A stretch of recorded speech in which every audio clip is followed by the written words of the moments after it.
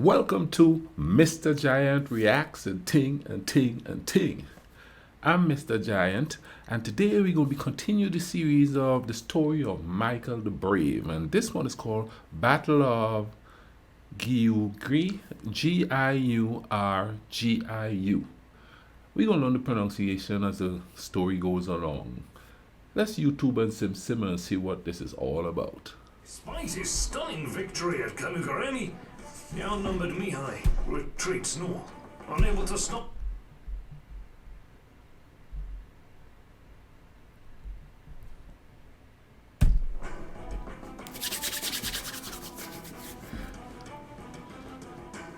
Despite his stunning victory at Giurgiu, the outnumbered Mihai retreats north, unable to stop Sinan Pasha's advance. The two capitals fall just 3 days after the battle. Vlahia, which had produced so much resistance under Mihai the Brave, looks destined to become an Ottoman province. Ottomans doing their thing, boy. Today's video is sponsored by NordVPN.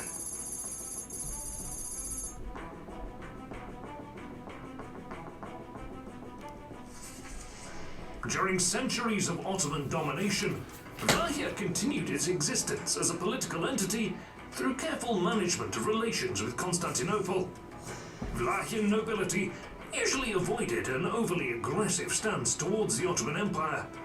In most cases, the voivodes accepted the suzerainty of the Sultan and sought good relations by paying tribute and bribing important officials. But Vlahian voivodes have equally shown that occupying their lands would be met with harsh resistance. And since the principality lacked valuable natural resources, like gold or silver, from the Ottoman perspective, it was more profitable to keep Vlahia as a tax farm than to engage in costly wars and occupation. And, if not overtaxed, as was the case in the years before Mihai's revolt, Vlahia was generally peaceful. And for the Vlahian nobility, the pro-Ottoman policies were a legitimate way to maintain their rule and keep the country free from total occupation, even if vassalized and forced to pay high tributes. But over the centuries, some Vlahian voivodes broke these norms and aggressively sought independence for their people. Mihai was one of them.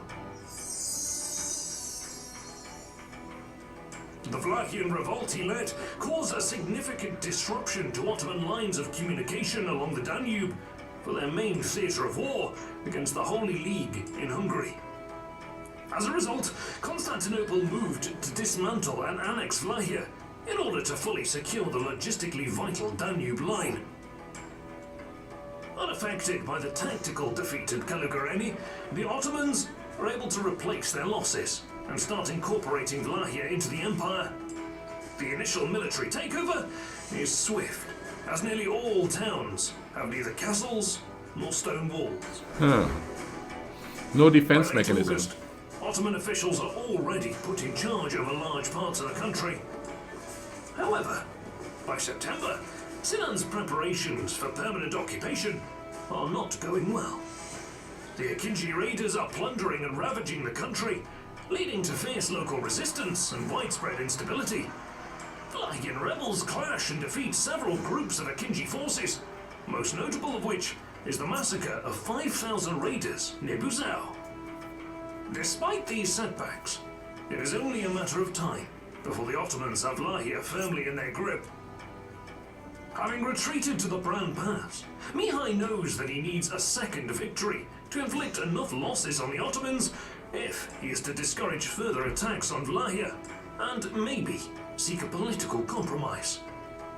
But in the weeks following the Battle of Giurgiu, many Vlahian peasants leave his army to defend their homes from Akinji attacks. This significantly weakens his ranks. In addition, the fall of Bucharest and Târgoviște is an indication to the nobility that Mihai had lost the war. Thus, many nobles east of the Olt River see no reason to follow him anymore, and they too withdraw their troops. However, he still enjoys significant support from the nobility in Oltenia, his power base. To make matters worse, despite being immensely wealthy, bankrolling so many mercenaries depleted his funds, and he finds it increasingly difficult to pay for their services. Some leave his army to look for employment elsewhere, but others stay, as finding well-paid employment in the region isn't that easy, because the market is flooded with cheap manpower after the destruction of the countryside and the abandonment of many towns, as well as the ending of the harvest season, left many looking for work. As a result of all these factors, Mihai's army is down to 8,000 men, and the Transylvanian reinforcements can't come soon enough. Now, I could be wrong in this observation, but I've noticed that there is very little effort to sway the local population over to your side. It seems like it's just let's go in there and, destroy stuff, take control, and will them into accepting their fate. You know what I mean? Like today, they might have some propaganda stuff going on, little infiltration into the ideology just to get the people to follow the invaders or the rescuers as they want to make themselves seem to be these days. You know what I mean? There's a little bit of back and forth and stuff like that, finding people who's against the government of the land and, trying to sway them to your side. They just seem to go in and go, hey, we come in. There's nothing you could do about it. We're going to pound you into the ground, take your stuff, and then we're going to force you to live with it. Let's keep going. Can't come soon enough. However, while Vlahia is being pillaged, Sigismund decides to get married before marching south. By forcing Mihai to wait until his wedding is over, Sigismund, perhaps, wants to show who's in charge. But by October, the Transylvanian voivode finally arrives with his army. Help also comes from Moldavia. Stephen Razafan, a highly competent military leader and voivode who is very popular among his men, arrives with his contingent. The three voivodes waste no time. Their combined army numbers around 32,000 men and 100 cannons. It is agreed that Mihai devise a plan for a swift advance, aiming to attack Sinan's position before he can fully organize his army. At this time, Sinan has up to 40,000 combat troops at his disposal, while the rest are dispersed across Vlahia. Armies of the three voivodes advance on Târgoviște. With 40 cannons, the Ottoman garrison offers stiff resistance. Over the next 2 days, much of the town is engulfed in flames during an intense artillery battle. The Ottoman garrison finally retreats, fearing that their storage of gunpowder could explode. But most are eventually killed in the burning city or taken prisoner. All 40 cannons, as well as many supplies and weapons, are taken by the advancing army. Ottoman soldiers that managed to escape report back to Bucharest. Upon learning of the approaching army, Sinan decides to retreat south across the Danube and regroup. Not wanting to leave anything for the advancing enemy, the Ottomans sack and burn Bucharest and blow up the wooden fortifications. He reasons that it would be risky to go against an army of that size, which includes a very strong contingent of heavy cavalry, professional infantry, armed with arquebuses and pistols, and nearly 150 artillery pieces. The retreating column is hastily organized. Sinan places himself in the front, along with his advisors, high-ranking officers, and the most valuable troops. The center of the column is rather mixed, while the Akinjis, who are usually fast and agile-moving, form the rear due to being weighed down by plunder and slowed by thousands of slaves that they captured over the past several weeks of raiding. In order to catch the fleeing Ottomans, the three Romanian voivodes pass by Bucharest, sending only a small Moldavian contingent to enter the city and continue marching on the road to Calugăreni and Giurgiu.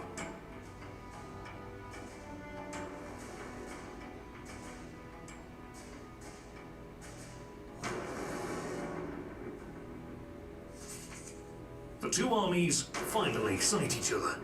While the Ottomans are crossing the pontoon bridge over the Danube, the three Romanian voivodes appear to the north of Giurgiu. Even before the rest of the column has arrived, the quick-thinking Mihai is the first to attack. Seeing the Ottomans are focused on crossing the river and haven't formed a consistent battle formation, he seizes the initiative and personally leads the charge, urging his men forward. He doesn't want to give the enemy any time to fully form their battle line. The Ottomans amass their plunder and carts to form a barricade in order to slow down the Wallachian charge. Mihai's contingent goes around and over the obstacles and clashes with the Ottoman centre and right flank. Sinan's troops on the bridge have no room to manoeuvre their way back into the battle and can only keep moving forwards across the river. Meanwhile, Transylvanian arquebus infantrymen form up in front of the Ottoman left and begin firing at will. Many are immediately cut down in a hail of bullets. In the centre, the Ottoman barricades locked Mihai in a bitter fight against the Akinji cavalry. Nevertheless, the Wallachians slowly push towards the river. Further back, Transylvanian and Wallachian cannons are brought into position, and they open fire on the retreating army. As Sinan and his most valuable troops cross to the other side, the bridge behind them catches fire. Oh, wow. Engulfed in flames, many soldiers jump into the river. Minutes later, the damaged bridge collapses, taking with it the unfortunate soldiers, horses, and pack animals.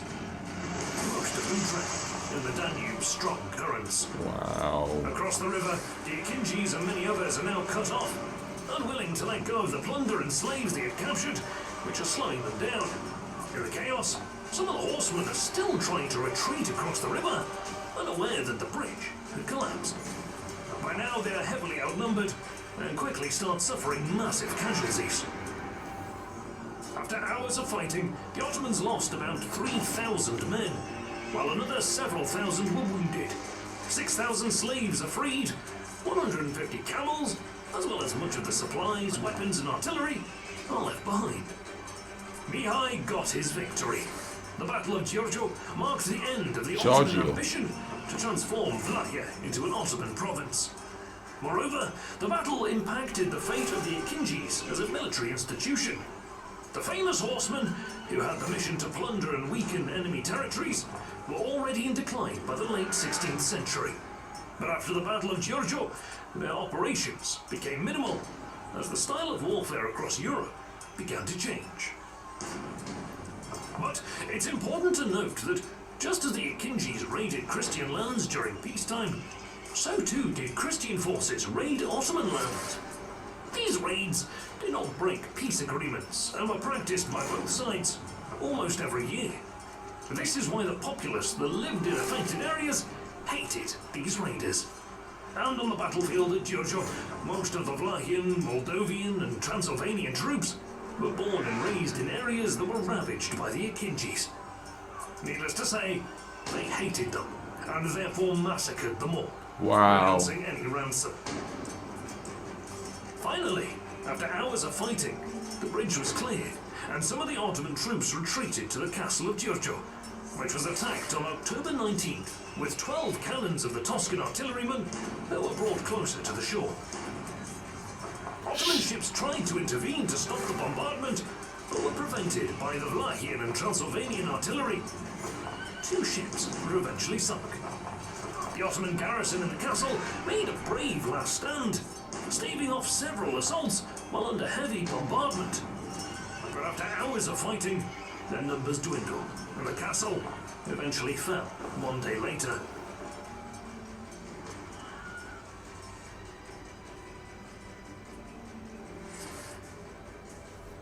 No, I don't know if it's me, but it seems like war back then was so much bloodier. And I do believe it's because, well, for one, lack of technology, you know what I mean? The best way to fight a war back then was to throw manpower at it. So the more manpower you throw, the more casualties there would be. Not to mention the destroying of villages and cities and towns while you're going through. And even when they're retreating, they seem to destroy everything so that the next person coming through wouldn't, get the spoils of it. That's just crazy, man. You know, it's just...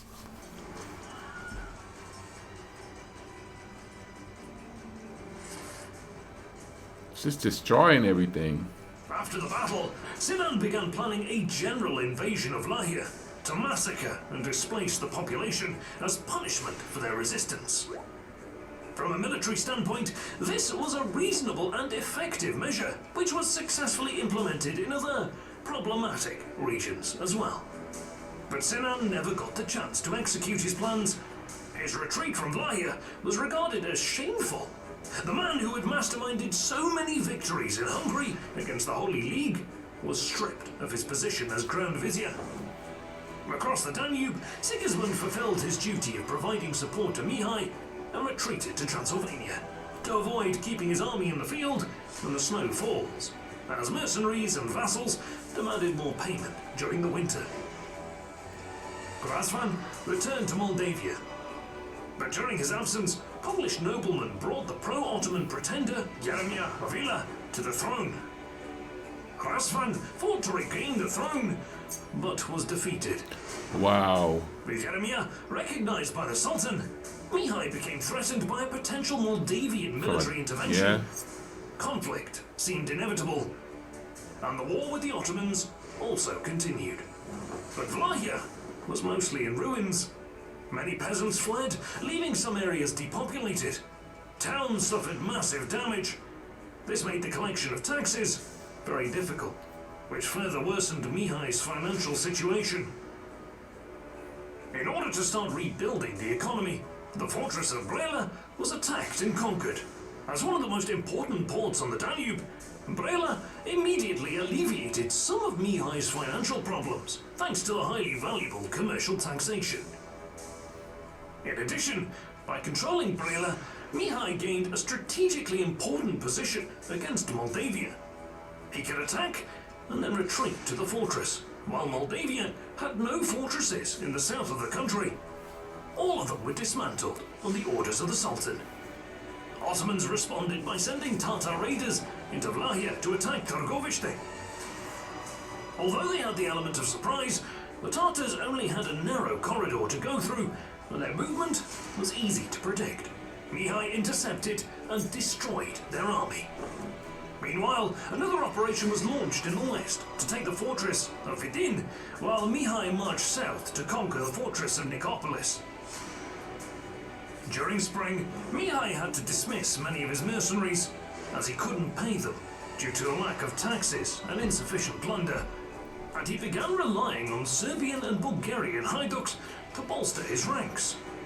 Operations across all of northern Bulgaria continued throughout the summer of 1596, causing massive economic damage. Another Tatar army was ordered to pass through Vlahia and join the Ottoman army in Hungary. The Tatars sacked Buzău, Gheorghita and Bucharest. Wow, back and forth. Were defeated and chased over the Danube into Dobruja. Meanwhile, Mehmed III dealt a massive defeat to a combined Austrian and Transylvanian army in the Battle of Mezăcarești. Two more Transylvanian attacks were repelled on the fortress of Lipova and Timișoara, which were key for controlling the Banat region. Shaken by these defeats, Austria and Transylvania looked to negotiate a truce. The break in hostilities opened up a possibility for a major Ottoman invasion of Lahia, and Mihai scrambled to get more troops to prepare for a possible attack. To raise funds for new troops, Mihai introduced dreadfully harsh measures. He essentially enslaved his own population by forbidding all classes of serfs from leaving the estates on which they worked. This gave the boyars immense power over the serfs that worked their land, and they imposed taxes higher than ever on the peasants in order to make the high payments to the voivode. These measures may have been a pragmatic way to defend Vlahia, but they squeezed the life out of the country's poorest people. True.